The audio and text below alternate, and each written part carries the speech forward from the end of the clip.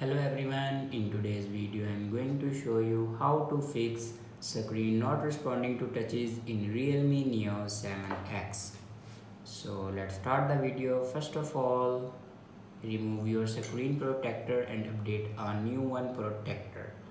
After update a new one protector, then open your settings. In settings, scroll down and here you can see the option system and update. Now click on it and then click on software update. Now here you can check your latest version will be updated or not. If it doesn't update to latest version, then update it to latest version.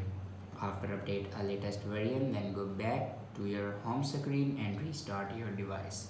For restart your device, press and hold power button and then swipe up to restart your device.